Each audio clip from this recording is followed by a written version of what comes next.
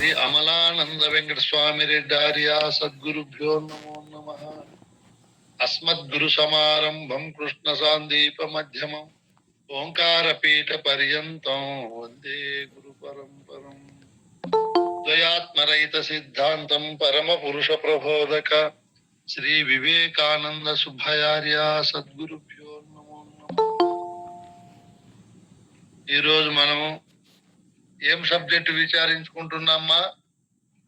ఆగమములు, నిగమములు, బ్రహ్మసూత్రాలు, అష్టాదశ పురాణాలు, భగవద్గీత ఏమి బోధ తెలుపును? ఉపనిషత్తులు. ఇప్పుడు మనకు భారతదేశము యొక్క విశిష్టతను, ఔన్నత్యాన్ని గురించి చెప్పుకున్నాము నిన్నటి రోజు. సర్వమత సమన్వయాలకు నిలయమైనటువంటిది భారతీయ హైందవ సాంప్రదాయం. ఇది మతము కాదు. మానవుడై పుట్టిన తరువాత ఆ మానవుడు ఉత్తమోత్తమైన స్థితిగతులను పొందడానికి అద్భుతమైనటువంటి నైపుణ్యాన్ని, ఓర్పును, సహనాన్ని, తన స్వభావాలను తెలియజేసి ఉత్తమ స్థితిగతులను కల్పించేదే హైందవ సాంప్రదాయం. ఇది సనాతనమైనటువంటి సాంప్రదాయము, ఋషితుల్యమైనటువంటిది.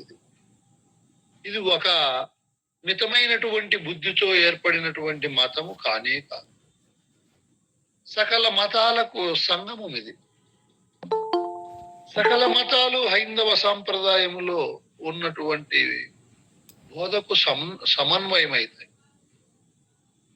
ఇంకా తెలుసుకోవలసినది, పొందవలసినది హైందవ సాంప్రదాయములో ఋషులు ఇచ్చినటువంటి ఉత్తమోత్తమైన బోధకు మినహా ఉండనే ఉండదు, లేనే లేదని తీర్మానం చేశారు మన పెద్ద. చక్కటి సమతుల్యమైనటువంటి భావజాలముతో మనము విచారించినప్పుడు మనకందరికీ అర్థమవుతుంది.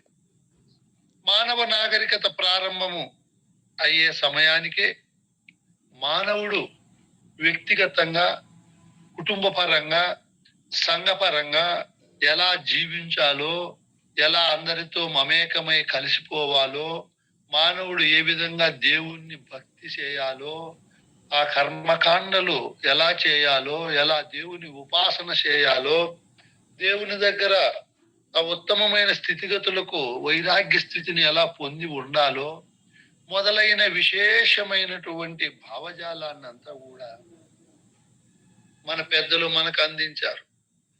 ఏ మానవుడైతే ఐహిక సుఖాలకే కాకుండా ఆధ్యాత్మిక సుఖానికి కూడా ప్రాధాన్యత ఇస్తాడో అటువంటి ఉత్తమోత్తమైన మానవునికి చక్కటి రాజమార్గాన్ని మన పెద్దలు ఏర్పాటు చేశారు.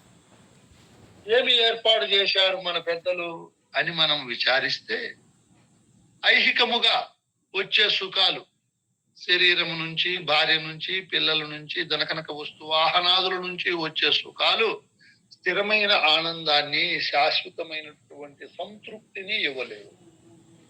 ఒక పారమాత్మికంగా పెద్దలు ఇచ్చినటువంటి ఈ ఆధ్యాత్మిక సుసంపన్నమైనటువంటి భావజాలాన్ని ఎవరైతే పొందుతారో ఆ మహనీయుడు పొందే ఆనందము, పొందే శాంతి, పొందే నిర్మలము, పొందే నిశ్చలము, పొందే నిర్భయత్వము, పొందే నిరహంకారము శాశ్వతమై ఉంటారు. అటువంటి ఆధ్యాత్మిక సుసంపన్నమైన భావజాలాలను మన పెద్దలు ఎన్నో కోణాలలో మనకు అందించారు.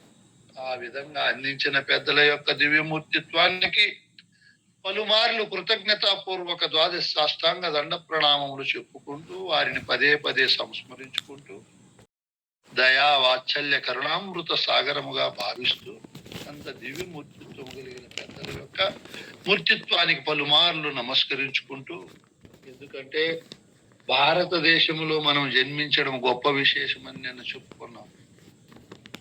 భారతీయ సనాతన ప్రాచీన కాలము నుంచి నేటి వరకు నాగరికతను మనం విచారిస్తే ఎందరో మన దేశములో మౌర్యులు మరియు గుప్తులు మరియు అనేక రకాల శాతవాహనులు, చోళులు, పల్లవులు, చాళుక్యులు ఇటువంటి మహనీయులు ఎందరో మన భారతదేశాన్ని పరిపాలించారు.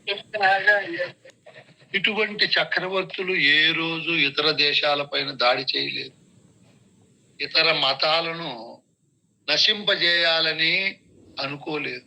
అవకాశాలు ఉండినా కూడా సర్వ మతాలను హక్కున చేర్చుకున్నారు.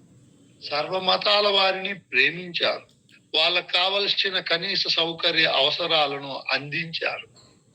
చూడు ఎంత గొప్ప విశాల భావజాలము కలిగిన మన పెద్దలు మన దేశంలో నడయాడినారు. ఇది ఒక్కసారి ఆలోచన చేస్తే మన నరనరాల్లో, మన ధాతువుల్లో, మన అణువుల్లో, మన యొక్క శరీరములో ఓతప్రోతంగా సనాతన కాలము నుంచి సర్వ మతాల వారిని ప్రేమించే, గౌరవించి, ఆదరించి, అనునయిస్తూ వారిని మనలో కలుపుకునే భావజాలాలు పూర్వము నుంచి మనలో అందరిలో ఉన్నాయి. ముందు వారిలో కూడా ఉండి ఉన్నాయి. ఈ విధమైన పద్ధతుల వల్లే మన దేశంలోకి వ్యాపారం కోసము, స్వలాభం కోసము వచ్చిన వారిని మనం హక్కును చేర్చుకున్నాం. వాళ్ళు మన సాటి మానవులే కదా అని సోదర భావనతో చూశాం. వాళ్ళు దీన్ని ఆసరాగా, దీన్ని ఒక అమాయకత్వంగా భావించి మన పైన దాడి చేసి మన హైందవ సాంప్రదాయ పద్ధతులను, మన హైందవులైనటువంటి వారిని కోటాను కోట్ల మందిని చంపారు. వాళ్ళు ఘోరీలు, అరబ్, తురస్కులు, మంగోలులు మరియు ఫ్రెంచి వారు, డచ్చి వారు, ఆంగ్లేయులు ఇటువంటి వారందరూ మన దేశంలోకి వ్యాపారం కోసము, సామ్రాజ్య విస్తరణ కోసము రావడము, ఇక్కడుండే ఈ విశాల భావాలను వాళ్ళను ఒక అల్పులుగాను, అజ్ఞానులుగాను భావించి వీటిపైన అద్భుతమైనటువంటి రాజ్య సౌధవాలను నిర్మించి అనేక వందల సంవత్సరాలు పరిపాలించారు. వారి పరిపాలనలో హిందువులను అనేక రకాలుగా బాధ పెట్టారు, భయపెట్టారు, మరణదండాలు విధించారు, అనేక లక్షల కోట్ల మందిని చంపేశారు. అయినా కూడా మనము సనాతనంగా మన పెద్దలు మనకు ఇందాక చెప్పినట్లు నిగమములు, ఆగమములు, షట్శాస్త్రాలు, ఉపనిషత్తులు, బ్రహ్మసూత్రాలు, అష్టాదశ పురాణాలు, భారత భాగవతాది గ్రంథాలలో, భగవద్గీతలో ఏ బోధ అయితే చెప్పారో మన పెద్దలు ఆ బోధను ఆకలింపు చేసుకొని దానికి అనుకూలంగా ఎంతో సహనంగా, ఓర్పుతో, అపకారికి కూడా ఉపకారము చేస్తూ, ఇది గొప్ప అద్భుతమైన చెప్పుకుంటే నాయన ఇప్పుడు కూడా ఆ విధంగానే ఉన్నాం మనం. అన్ని రకాలుగా మన సాంప్రదాయాన్ని, మన హైందవులను నశింపజేసేయాలి, మా రాజ్యాలే స్థాపింపజేయాలి అని కంకణం కట్టుకున్నారు. మేమున్నాం మీతో కలిసి అనే వారికి మన దేశాన్ని మొక్కలు చేసి కూడా వాళ్ళకి ఇచ్చాం. అయినా కూడా వాళ్ళ స్వల్ప భావాలు మరియు మత దురహంకారమైనటువంటి భావజాలాలను వదులుకోకుండా నేటికి ఎన్నో కోణాల్లో మన సాంప్రదాయం పైన దాడి చేస్తున్నారు. అన్నిటినీ మనము సమన్వయం చేసుకుంటూ, అన్నిటినీ తట్టుకుంటూ ముందుకు పోతున్నామంటే మన పెద్దలు మనకిచ్చినటువంటి ఈ విధమైన అద్భుతమైన జ్ఞాన భాండాగారం వలన. ఈ జ్ఞానాన్ని ఎవరు పునికి పుచ్చుకుంటారో, ఎవరైతే ఆగమములు, నిగమములు, షట్శాస్త్రాలు, ఉపనిషత్తులు, బ్రహ్మసూత్రాలు, భగవద్గీత, అష్టాదశ పురాణాలు, భారతము, భాగవతము, రామాయణాది గ్రంథాలను చదువుతారో, ఎవరైతే దీక్షితీయము, కందార్థాలు, కందపద్యాలు, భద్రాది రామశతకము, పరిపూర్ణబోధ సిద్ధాంత శిరోమణి, శిఖామణి మొదలైన గ్రంథాలు చదువుతారో వాళ్ళ యొక్క హృదయములో సమన్వయము, శాంతి, సహనము, అందరినీ కలుపు దృష్టి లేకుండా అభేద దృష్టితో జీవించే చక్కటి జీవన శైలి ఇవన్నీ కూడా కలుగుతాయి. ఇట్లా కలిగింపజేసే అద్భుతమైన గ్రంథరాజ్యాలు, గ్రంథరాజములు ఎన్నో ఉన్నాయి మన. వీటన్నింటినీ మనం సమన్వయం చేసి విచారిస్తే మనకేమి తెలియబడతాది. మొట్టమొదట అన్నప్పుడు ప్రాచీన నాగరికత ప్రారంభమైన తరువాత సృష్టిలో అన్ని జీవులు మానవునితో పాటు ధర్మ అర్థ కామములు అనే త్రివర్గాలను అనుభవిస్తాయి. అయితే కేవలం మానవోపాధి మాత్రమే అన్ని జీవరాశుల్లో గొప్పది. ఇటువంటి ఉత్తమోత్తమైన మానవ జన్మకు వచ్చి కామ క్రోధ లోభమోహ మదమచ్చర్యముల చేత కేవలము మానవుడు అజ్ఞానిగా అంధకారంగా ధర్మ అర్థ కామములనే త్రివర్గాలతో జీవిస్తే కాదని మన పెద్దలైన ఋషులు మనకు మోక్షాన్ని ప్రసాదించారు. మానవుడై జన్మించిన తరువాత ప్రతి ఒక్కరూ స్వరూప జ్ఞానాన్ని ఎరిగి తాను కాని దేహాన్ని తానుగా భావించి దానితో అనేక బంధాలతో బంధింపబడి జీవించే మానవుడు మానవ జన్మ శ్రేష్టత్వను పొందలేడని బాగా భావించి, నాయనా నీవు దేహము కాదు, దేహము జడమైనటువంటిది, అది ఆధ్యాత్మిక ఆది దైవిక ఆది భౌతిక తాపాత్రయ అగ్ని చేత నిరంతరము దహింపబడే వస్తువు నాయనా.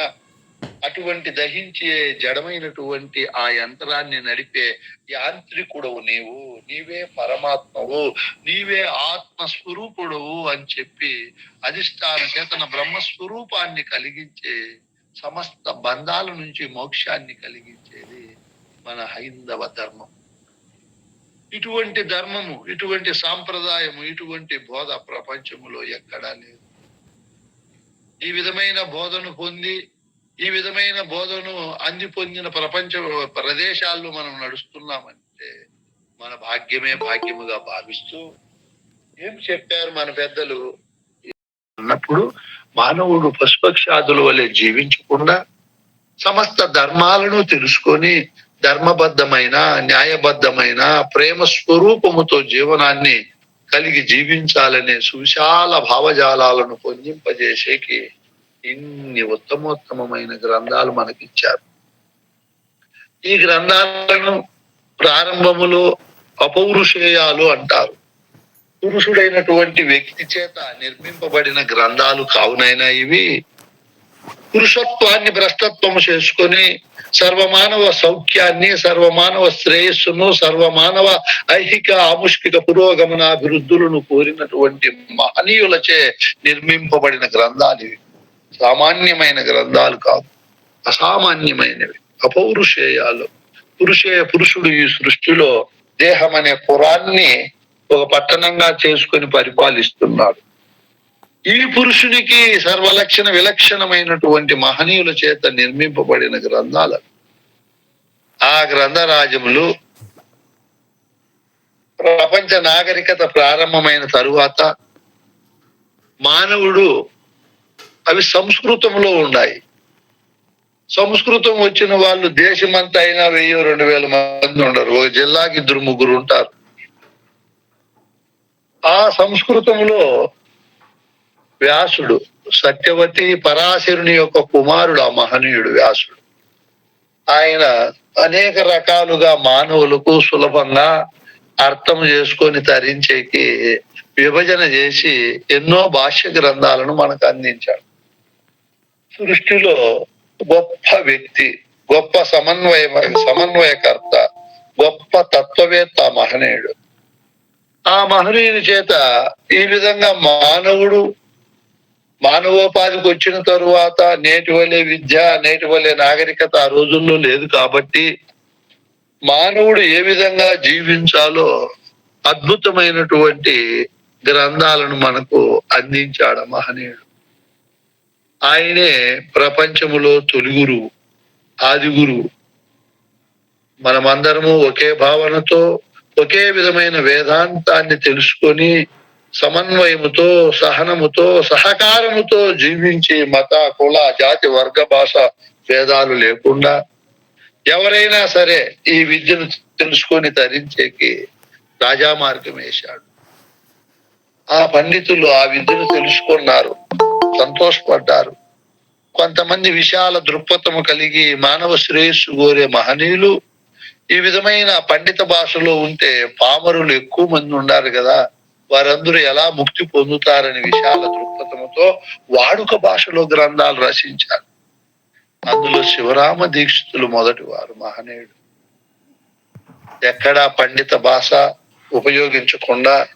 అతి తక్కువ తెలియబడే సంస్కృత భాషను ఉపయోగించకుండా వ్యావహారిక భాషలో, వాడుక భాషలో ఈ వేదాంతాన్ని మనకందరికి అందించారు. ఇది తెలుసుకొని తరించాలంటే ఏ కులము, అత్యున్నతమైన విద్య, ధనము ఇవన్నీ ప్రధాన అంశాలు కాదని, ఈ విద్యను తెలుసుకోవాలి అంటే మహా సకల సులక్షణాలతో ఉండే గుణాలు, త్యాగము, శాంతము, ఓర్పు, సహనము, క్షమాగుణము, గురువును సాక్షాత్ పరమాత్మ స్వరూపంగా భావించే తత్వము ఉంటే అందరూ ముక్తిని, మోక్షాన్ని పొందవచ్చని మన పెద్దలు మనకు తెలియజేశారు. ఇటువంటి పద్ధతుల్లో ఆగమములనగా ఏమి అన్నప్పుడు, ఆగమములు అంటే షట్శాస్త్రములు, 6 శాస్త్రాలు ఉంటాయి. అందులో శిక్ష, ఛందస్సు, వ్యాకరణము, నిరుక్తము, కల్పము, జ్యోతిష్యము అనేటివి ఉంటాయి. ఇవి 6 శాస్త్రాలు. ఈ 6 శాస్త్రాలు ఏమి తెలియజేస్తాయి మనకు అన్నప్పుడు, మొట్టమొదట శిక్ష అనేది ఏం తెలియజేస్తుంది? ఇది వేద సంబంధమైనటువంటి ఈ శాస్త్రాలు, ఇవి ఆగమములు, ఈ వేదాంగాలు ఇవి ఉంటేనే వేదాలను మనం అభ్యాసము చేయగలుగుతాం. శిక్ష అనగా ఉచ్చారణ, అక్షరాలను, పదాలను, వాక్యాలను ఎలా పలకాలి, మనం వాటిని చదివేటప్పుడు శబ్దోచ్చారణ, స్వరము ఎలా ఉండాలి, వాటిని గురుముఖేన మనం ఎలా అభ్యాసము చేయాలో ఈ శిక్షలో మనకు అన్ని కూడా తెలియబడతాయి. ఎలా అంటే అలా శాస్త్రాలను రచించకుండా మనకు అద్భుతమైనటువంటి పద్ధతుల్లో గ్రంథాలను ఎలా అభ్యాసము చేయాలో తెలియజేస్తారు. ఇది దీని తరువాత మనం బాగా విచారించినప్పుడు, ఆ రోజుల్లో ఈ శిక్షా పద్ధతులు గురుకుల వాసములో గురువుల దగ్గర శిష్యులు అభ్యాసము చేసేవారు. అప్పుడు పుస్తకాలు, పెన్నులు, పలక, బలపాలు ఇవన్నీ ఏమి ఉండేటివి కాదు. పొద్దున్నే లేచి గురువు చెప్పితే గురువు వెంట శిష్యులు చెప్పుకుంటూ కంఠస్థం చేసేవారు. మళ్ళీ ఆయన గురువు అయిన తరువాత ఆయన శిష్యులకు ఆ పద్ధతిలోనే నేర్పించేవాడు. ఈ క్రమం ఉండేది కాదు. కాబట్టి ఆ రోజుల్లో ఈ శిక్ష అనే గ్రంథము ఏ విధంగా ఉచ్చారణ చేయాలి, ఏ విధంగా గురువుల దగ్గర మంత్రాలను అభ్యాసము, అధ్యయనం చేయాలో నేర్పుతుంది. ఇది ఒకటవది. రెండవది ఛందస్సు ఉండాలి. ఒక కావ్యము పద్య రూపములో రాయాలి అంటే దానికి ఛందస్సుతో మనము ముడిపడి ఉంటుంది. ఛందస్సు తెలియకపోతే రాయలేము. ఒక ఆటవెలది, తేటగీత, సీసము, కందపద్యము, ఉత్పలమాల, శంపకమాల, శార్దూలము, మత్తేభము ఇటువంటి పద్ధతుల్లో మనం పద్యాలను రచించాలి అంటే ఛందస్సు తెలిసి ఉండాలి. ఎలా అంటే అలా రాసే కుదరదు. ఈ ఛందస్సు శాస్త్రీయ అధ్యయనం, ఇది వేద ఛందస్సు.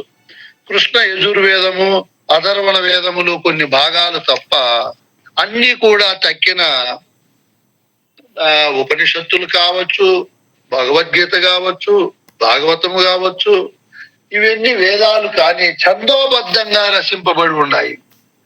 ఎలా అంటే అలా కాకుండా మన కృష్ణ ప్రభువులు భద్రాద్రి రామశతకం రచించిండే పరశురామ నరసింహదాస్ స్వామి గారు కూడా ఛందస్సును అధ్యయనం చేసి ఛందోబద్ధంగా రచించారు వాళ్ళ గ్రంథం. ఈ ఆగమముల్లో ఒకటవది శిక్ష, రెండవది ఛందస్సు. ఈ ఛందస్సు ఏ విధంగా మనము వేదాలను రాయాలో, ఏ విధంగా వాటిని మనము సమన్వయం చేసుకోవాలో చెప్తాది ఛందస్సు అనేది. ఈ శిక్ష, ఛందస్సు తరువాత వ్యాకరణం. వ్యాకరణం అంటే ఏమి? వేదానికి వ్యాకరణము ముఖము అంటే నోరు. అంతా కూడా వేదము వాగ్వ్యాపారము అంటారు. వాక్కు నుంచి వచ్చే పద్ధతి అది.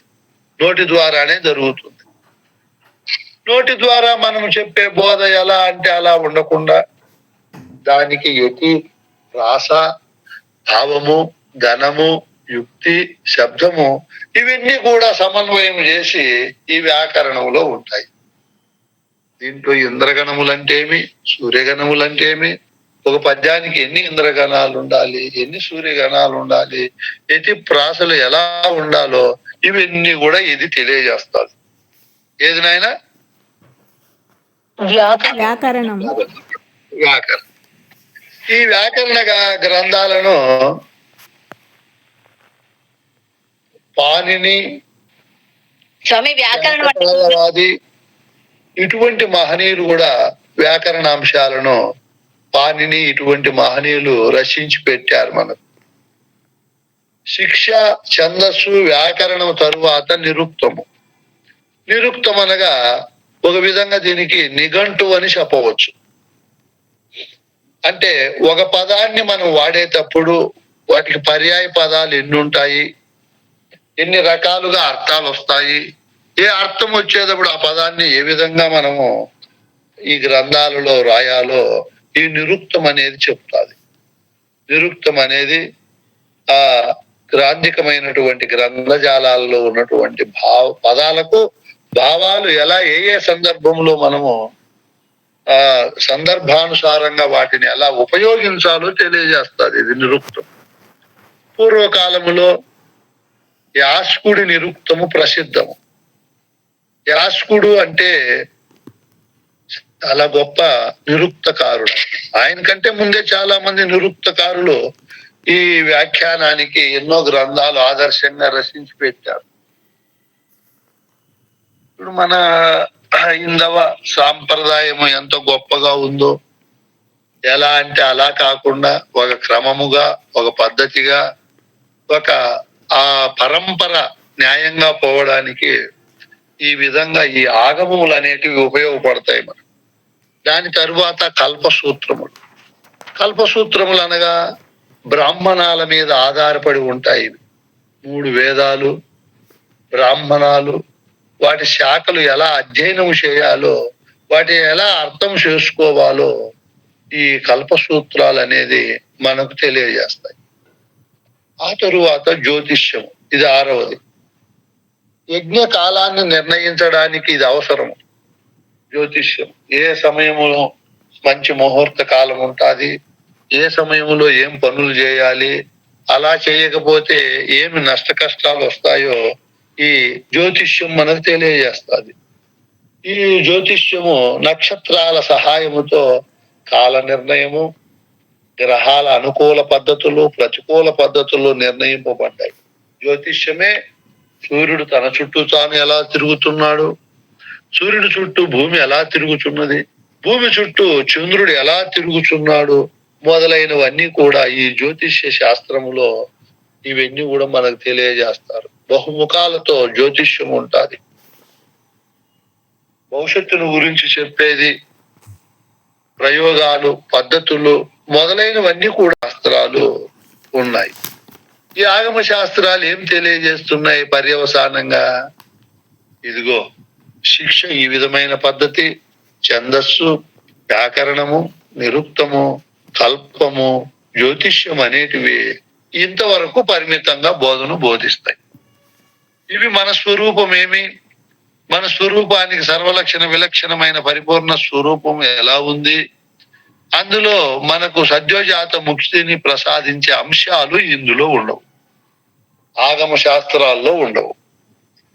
ఆ రోజుల్లో విద్యార్థులు కూటి కొరకు కాకుండా, ఏదో జీవనోపాధికి చదువులు చదువుకోకుండా జీవితాన్ని అద్భుతమైనటువంటి అంశాలుగా మార్చుకొని ఉత్తమోత్తమైన మానవ స్థితిగతులను పొందేకి ఈ విధంగా గురువులు ఆ రోజుల్లో నేర్పేవారు. ఫలాపేక్ష రహితంగా, గురుతర బాధ్యతగా, ఏ విధమైన స్వలాభము కోరకుండా ఆ రోజుల్లో పెద్దలు ఈ విద్యను తెలియజేసేవారు. శిష్యులు తమను ఆశ్రయించి గురువు ఉండే గురుకులాలకు వెళ్ళినప్పుడు శిష్యులకు 12 సంవత్సరాలు ఇవన్నీ నేర్పేవారు. ఈ విధంగా నేర్పిన తరువాత ఆగమములు, ఇప్పుడు నిగమములు వస్తాయి. నిగమము అనగా వేదము అని అర్థం. నిగమము అంటే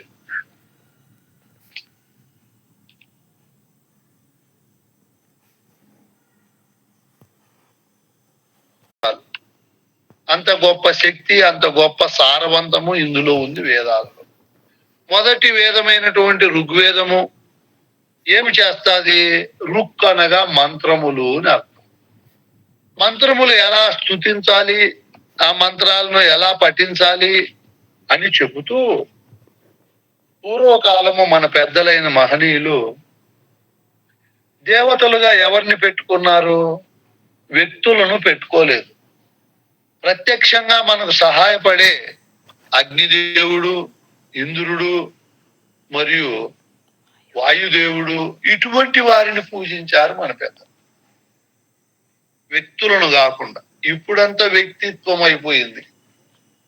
ఆ స్వామి అటువంటి లక్షణాలు, ఇటువంటి లక్షణాలు భవిష్యత్తు చెప్పాడు. అనాథలకు, అభాగ్యులకు ఉపయోగపడ్డాడు. రోగాలుంటే పోగొట్టాడు. ఎన్నెన్నో రాసి పెట్టారు. ఆ రోజుల్లో ప్రత్యక్షంగా మనకు సహాయపడే భూమి, జలము, సూర్యుడు, చంద్రుడు ఇటువంటి వాళ్ళను ఎలా స్తుతించాలి, ఎలా ఆరాధించాలి అని ఋగ్వేదము చెప్తారు. అలాగే ఋగ్వేద జ్ఞానకాండ మనం పరిశోధన చేసినప్పుడు ఆయన బ్రహ్మం అంటే ఏది అని శిష్యుడు గురువుని అడిగితే గురువు గారు ప్రజ్ఞే బ్రహ్మము, ఆ ప్రజ్ఞ నేనని గుర్తించుకోవడమే బ్రహ్మైక్య భావన. బ్రహ్మైక్య భావన అంటే ఏం నాయనా? ప్రజ్ఞే నేనని గుర్తించుకోవటమే. బ్రహ్మం అంటే ఏది అని మొదట విచారించారు. బ్రహ్మం అనే పదానికి సూర్యుడు, చంద్రుడు, భూమి, జలము, అగ్ని, వాయువు, ఆకాశాలు ఇట్లా సృష్టిలో ఏది సరిపడదు. వాటిని ఏదైతే ఉచ్చరిస్తా ఉందో, వాటిని గురించి ఏదైతే చెప్తా ఉందో అదే బ్రహ్మం అని, అదే ప్రజ్ఞ అని, ఆ ప్రజ్ఞే బ్రహ్మం అని తెలియజేశారు పెద్దలు. అట్లా తెలుసుకొని ఆ ప్రజ్ఞ బ్రహ్మమని ఆ ఐక్య భావనతో మనం ఉండాలి, ఇంక మరవకుండా. చూడండి, ఇది ఋగ్వేద సారం. ఆ తరువాత యజుర్వేదం ఏం చెప్తాది మనకు? ఈ దేవతలను గురించి గాని, ఈ ప్రపంచంలో ఉండే పంచభూతాలను గురించి గాని మనం స్తుతించాలి అంటే యాగం ఎలా చేయాలి, బలి ఎలా చేయాలి, దానం ఎలా చేయాలి, అందులో పురోహితుని పాత్ర ఎలా ఉండాలి, ఈ విధమైనటువంటి పద్ధతులన్నీ కూడా యజుర్వేదములో కలవు. పితృదేవతలను ఎలా స్తుతించాలి, ఆరాధించాలి, ప్రజాపతి, పరమేశ్వరుడు, నారాయణుడు, బృహస్పతి, ఇంద్రుడు, వరుణుడు, అశ్విని మొదలైన దేవతలను ఎలా స్తుతించాలి. చూడు, ఋగ్వేదం తరువాత యజుర్వేదానికి వచ్చేందుకు దేవతల సంఖ్య కూడా పెరిగిపోయింది. ఈ విధంగా యజుర్వేదములో కర్మకాండ ఇదంతా బోధిస్తుంది. ఈ జ్ఞానకాండ ఏం బోధిస్తుంది? యజుర్వేదములో అన్నప్పుడు అహం బ్రహ్మం అనగా నేననే వస్తువే బ్రహ్మము. ఈ నేను సూర్యునిలో ఉందా, చంద్రునిలో ఉందా, పంచభూతాలలో ఉందా, కనపడే పర్వతాలు, పీఠభూములు, మైదానాలు, సముద్రాలు, నదులు, లోయలు ఇటువంటి వాటిలో ఉందా? ఇది లేదు. అండపిండ బ్రహ్మాండాల్లో నేను ఎక్కడుంది? నేను అడ్రస్ ఆశాఖండము, ఇంకా ముందుకు పోయి భూగ్రహము, ఇంకా ముందుకు పోయి సూర్య కుటుంబము, ఇంకా తరువాత వెనుకకు వచ్చి ఓహో భారతదేశము, ఆంధ్రప్రదేశ్, శ్రీ సత్యసాయి జిల్లా, నములుపులుకుంట మండలము మరియు కొత్తపల్లి గ్రామము, దిగువతోపల్లిలో ఆయన ఉన్నాడు అని చెప్తారు. ఇప్పుడు నా అడ్రస్ చెప్పమంటే, నేను అడ్రస్ చెప్పమంటే, నేననే దాని అడ్రస్ చెప్పమంటే ఆయన ఏం చెప్పాడు? పరశురామ నరసింహదాసు, కొండ మీదను పెద్ద గుండు ఒక్కటి ఉండు, గుండు నడుమను రెండు నల్ల గుండ్లు ఉండు, గుండ్ల మధ్య ఒక నక్క కూతలు పెడుచుండు, కూతల మీదను ఒక నూతి ఉండు, నాతి మీదను ఒక నూతి ఉండు, నూతి మీదను యొక్క నాతి ఉండు, నాతి మీదను ఒక కోతియుండు, కోతి మీదను పరంజ్యోతి వెలుగుచుండు, వెలుగుచుండెడి ధాన్యందు చోద్యమెరిగి. అడ్రస్ చెప్పేసినాడు ఆ మహానుభావుడు. ఎంత బాగా చెప్పాడు చూడు. ఇంకా భాగవత కృష్ణ ప్రభులు చెప్పాడు నేననే దాని అడ్రస్. తొర్రలు 9 గల మేన్మర్రికి ఒక రెంటిలోన మర్రలు 4, ఎర్రది తెల్లది నల్లది కర్రిది దానాగ్రమందు కలదొక్క చోటు, అదే ఎరుకానే పులుగుండు చోటు. ఎంత బాగా చెప్పినారు చూడు ఆయన. ఇంకా వేమన్న చెప్పాడు, దేవుడనగా వేరు దేశమందున లేడు, దేవుడనగా తనదు దేహమంజయుండు, పాపమనగా వేరు పరదేశమున లేదు, విశ్వధాభిరామ వినురవేమ. ఆయన ఆ మాట చెప్పాడు. ఇంకా ఆయన తర్వాత ఇంకొక ఆయన చెప్పాడు, మహానుభావుడు బ్రహ్మం గారు చెప్పాడు. ఏం చెప్పాడు ఆయన? చిల్లర రాళ్లకు మ్రొక్కుతుంటే చిత్తము చెడిపో వరే వరే, చిత్తము లోపల చిన్మయ సూరుని ఏం చెప్పినాడమ్మా? కనుగొనుట సరే సరే.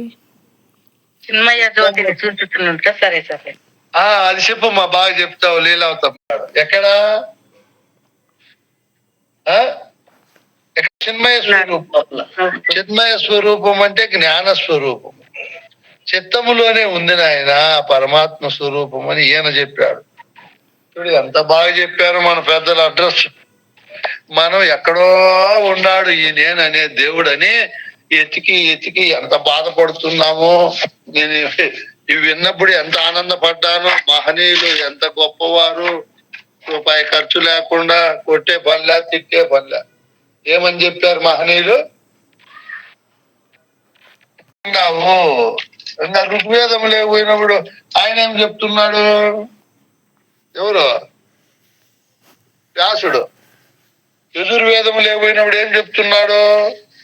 ఏం చెప్తున్నాడమ్మా? నేనే బ్రహ్మనని చెప్పినాడు స్వామి. అహం బ్రహ్మ. నేననే వస్తువే బ్రహ్మము. ఎందుకు మీరు తిప్పలు పడతారు నాయన? తిప్పలే పడద్దండి, అనుమానము పెట్టుకోద్దండి అని మహానుభావులు అద్భుతంగా సెలవిచ్చారు. ఈ నేనే బ్రహ్మం అని మనకు బాగా అడ్రస్ కూడా చెప్పేశారు మహనీయులు. మనం దాన్ని విని అర్థము చేసుకోవాల. సందేహపడకూడదు, సంశయపడకూడదు. ఇంకో విధంగా ఎతుకులాట దేవులాటను వదిలిపెట్టాలి. ఓహో ఇంతకు మినహా ఇంకా లేదు, ఈ నేననే వస్తువే పరమాత్మ స్వరూపమై ఉంది. ఎంత బాగా చెప్పారని చెప్పి మనం అదే నేనై ఉన్నానని బాగా మనం గుర్తించాలి. ఆ పెద్దలు చెప్పిన తత్వాన్ని.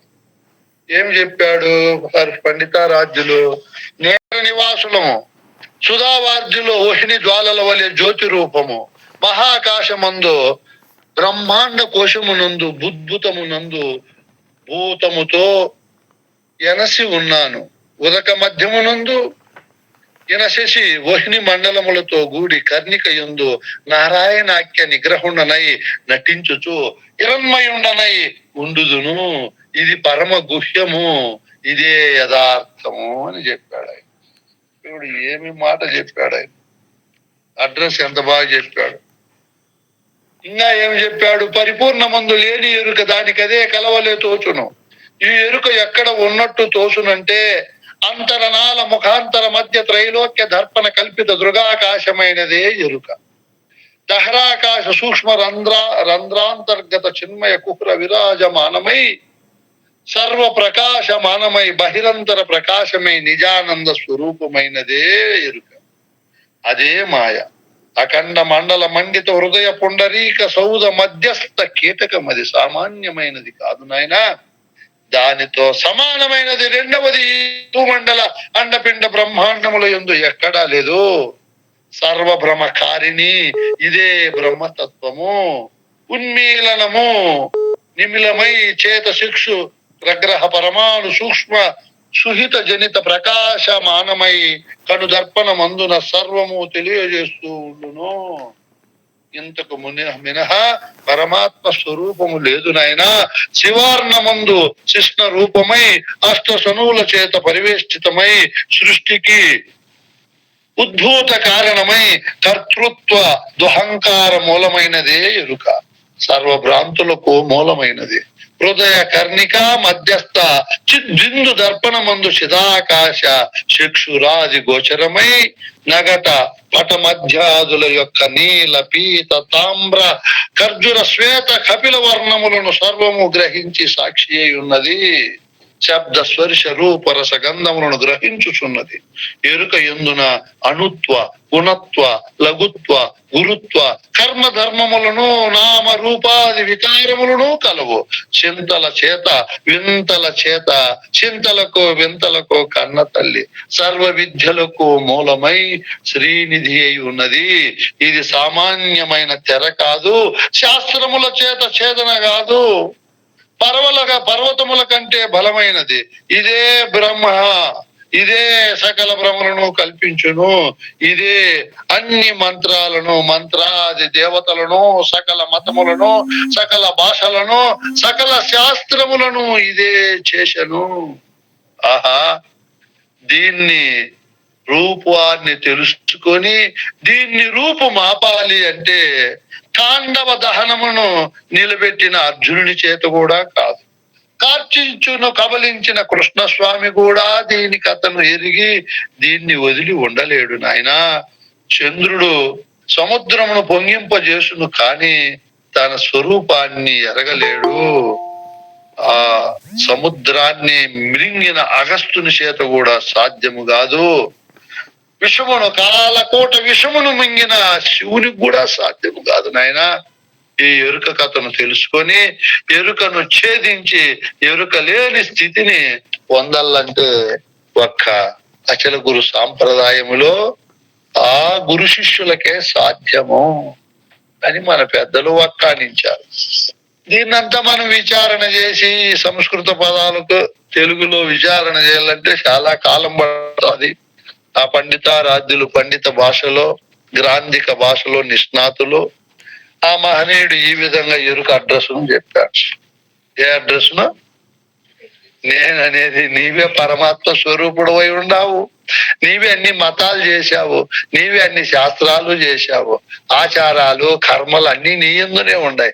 నీవే లఘుత్వము, నీవే గురుత్వము, నీవే జడత్వము, నీవే అజడత్వము, నీవే బలత్వము భ్రమత్వం అన్నీ నీవై ఉన్నావు అని ఆ మహనీయులు చెప్పారు. ఇంకా దగ్గరగా ఈ విధంగా మనము ఏం విచారించుకుంటున్నాం నాయనా?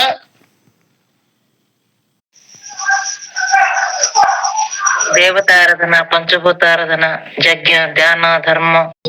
అహం బ్రహ్మస్మి అని చెప్తాను. నీవే బ్రహ్మం అని చెప్తానికి సర్వలక్షణ విలక్షణమైన పరిపూర్ణమును గురించి చెప్పవి గ్రంథాలు. ఇంకా అధర్వణ వేదం ఉంది. ఇది ఏ విధంగా శాంతి చేత సంపూర్ణంగా మంత్ర తంత్ర ప్రయోగ పద్ధతులు చేయాలో, శత్రునాశనం ఎలా చేయాలో, మానవ శ్రేయస్సు కోరి మానవులకు ధర్మార్థ కామ మోక్షములు ఎలా పొందింపజేయాలో అధర్వణ వేదం చెప్తారు. మానవులు తమ జన్మలో ఉన్నటువంటి దోషాలను నివారించుకొని జన్మరాహిత్య స్థితిని పొందేకి ఈ అధర్వణ వేద జ్ఞాన చేస్తా ఉంది.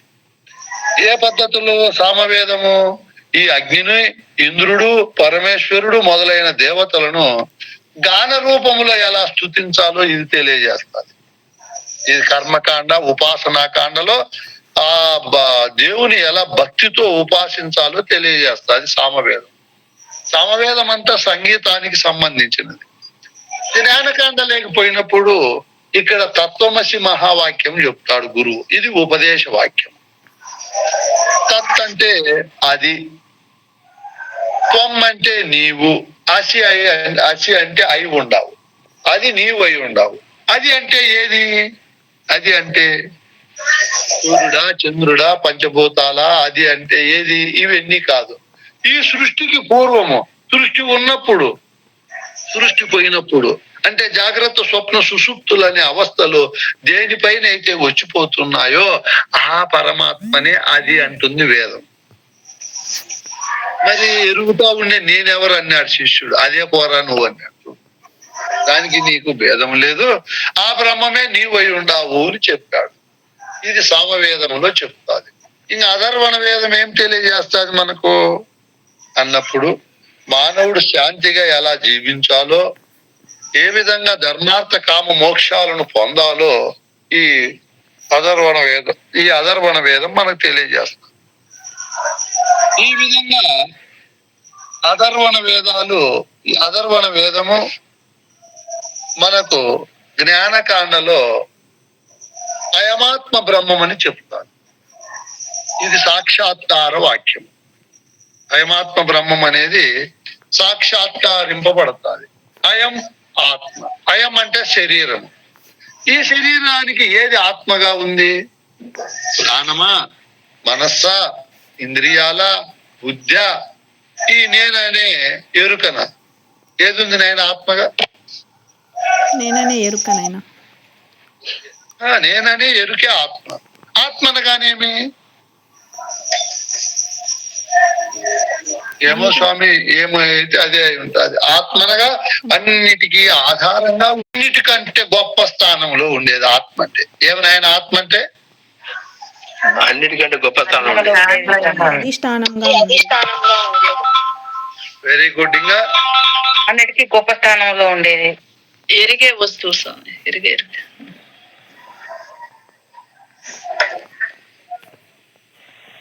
ఎన్నిటికి ఈ శరీరములో చెవు పనిచేయాలన్నా ఎవరు ఉండాల? హీరో ఆత్మే. చర్మం పనిచేయాలంటే ఆత్మే ఉండాలి. కన్ను పనిచేయాలంటే ఆత్మ. చెవి ఆత్మ, చర్మాత్మ, కన్ను ఆత్మ, నాలుగు ఆత్మ, ముక్కు ఆత్మ అని ఉన్నాయా? హోల్సేల్ గా ఒకడేనా?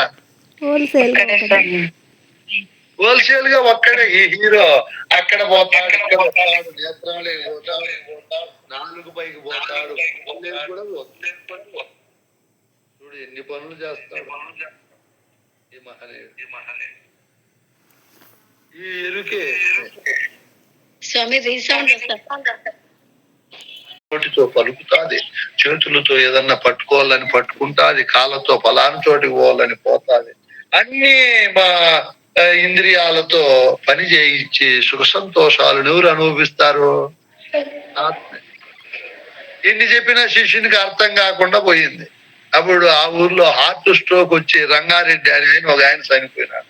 శవము ముందున్నిట్లే నిన్న మనతో వచ్చి మాట్లాడింది కదా, అప్పుడు ఉన్నట్లే ఉంది ఇప్పుడు కూడా. అయితే కన్నులు మూసుకొని ఉంది. రంగారెడ్డి అట్లా చిన్నగా పిలుచున్నాయని అని చెప్పాడు. ఈ శిష్యుడు రంగారెడ్డి అన్నా అని పిలిచాడు. పలకనే లేదంటే ఎవరు?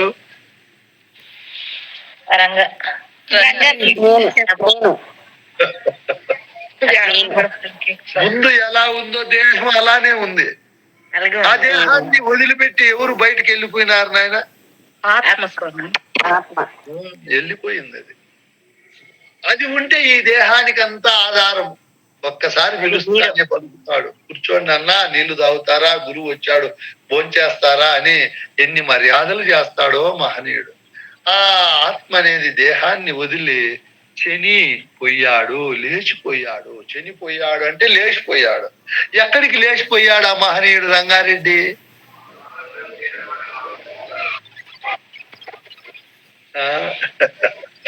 ఆ దేహాన్ని వదిలిపెట్టినాడు స్వామి.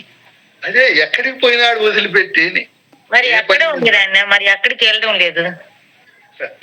అక్కడే ఉంటే పిలిస్తే పలకడేమ్మా. ఏం దేహం జడం అయిపోయింది. అది ఉంటేనే శరీరానికి ఆధారము. అదే అన్ని అనుభవిస్తాది. నా దగ్గరికి వచ్చి స్వామి ఈ పంచె ఎవరు కట్టుకున్నారంటే ఏం చెప్తా నేను? షర్ట్ ఎవరు వేసుకున్నారంటే? ఆశ్రమంలో ఎవరు ఉంటారంటే? ఈ మైక్ ఎవరు పెడతారంటే? ఎవరు చేస్తారంటే? ఈ చెనిక్కాయలు ఎవరు తింటారు? ఈ సలిమిని ఎవరు తింటారు? ఈ నిప్పట్లు ఎవరు తింటారు? ఈ సదనట్లు ఎవరు తింటారంటే ఎవరు చెప్పేది? నేనే. అన్నిటికీ ఆధారంగా ఉంది, అన్నిటినీ అనుభవిస్తా ఉంది. మళ్ళా ఈ సృష్టి అనే సామ్రాజ్యంలో అన్నిటికంటే గొప్ప స్థానంలో ఉన్నది ఏది? నేనంటే ఆత్మ. చూడు ఎట్లా వచ్చినామో మనం. అయం ఆత్మ. ఈ అయం అంటే శరీరానికి ఏదైతే ఆత్మగా ఉందో అదే బ్రహ్మం అని ఎవరు చెప్తున్నారు? నేనే. ఇప్పుడు లేరు, మీరు పాయింట్ లో లేరు. నేనని ఆత్మ చెప్తాను. అది బ్రహ్మ. ఆత్మకు మూలం అథర్వ భేదం. అధర్వణ భేదం, జ్ఞానకాండం. అది జ్ఞానకాండం. అథర్వ భేదంలో జ్ఞానకాండం చెప్తుంది ఏం ఆత్మ బ్రహ్మ. ఈ విధంగా ఆగమములు నిగమములు బోధిస్తున్నాయి. రేపు శృతులు స్మృతులు ఇతిహాసాలు బ్రహ్మసూత్రాలు భగవద్గీత మొదలైన గ్రంథాలు ఏం బోధిస్తాయో మనము